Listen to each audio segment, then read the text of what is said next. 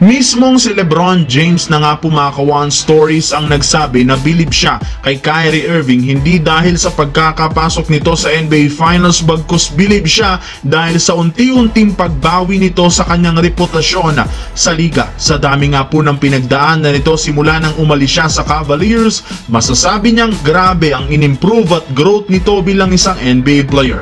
Nagsisisi lamang nga ito dahil hindi siya naging kakampi ni Kyrie Irving simula noon. Pero mukhang nagpapahiwatig to mga ka-One Stories na gusto niyang muling maglaro kasama si Kyrie Irving. Senyalis na nga ba ito para ituloy ng Dallas Mavericks ang kanilang pagkuha kay Bronny James?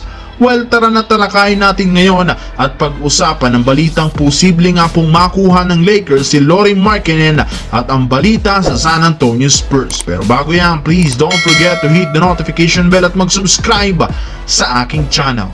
Los Angeles Lakers. Well mga ka-One Stories, dahil nga nagbabakasyon na ang team na ito, inuumpisahan na nga nilang baguhin ang sistema ng kanilang prangkisa. Simula sa pagbabago ng kanilang mga coaching staff hanggang sa pagkuha ng ilang mga bagong players. Alam naman natin na matunog ngayon mga ka-One Stories ang ilang mga pangalan na papasok sa trade market at maging sa free agency. Pero ang pinakamatunog nga ngayong kunin ng Lakers at bigyang pansin para makuha ay si Lauri Markkanen ng Utah Jazz. Ayon nga sa isang Laker insider na si Jovan Bohan ng The Athletic, plano nga po ni Rob Pelinka ngayon na kumuha ng isang stretch 4 at least makakatulong kay Anthony Davis. Malaki ang tsansang ibigay ng Lakers dito sina D'Angelo Russell at Rui Hachimura para maging kapalit nito.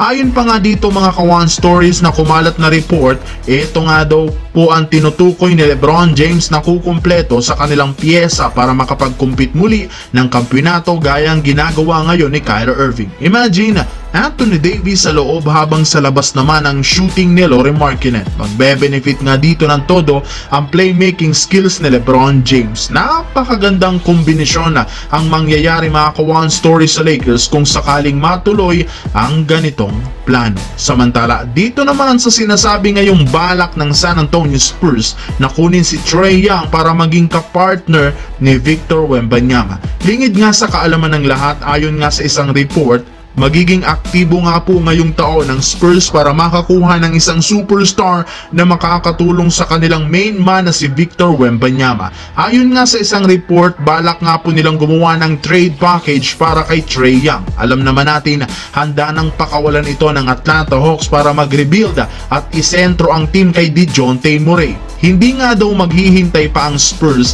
ng ilang taon para sa isang analyst na hinog na nga daw ang skills at talento ni Victor Wembanyama sapat na para makabalik muli sa playoffs ang San Antonio Spurs. Balak nga pong i-trade ng Spurs at ipalit ang kanilang number 4 at number 8 overall pick para sa Atlanta Hawks. Malalaman nga natin mga ka-One Stories ang buong detalye nito kung sinong sesentro sa trade nila. Napakagandang tandem nga na to mga ka-One Stories, Victor Wembanyama at Trae Young.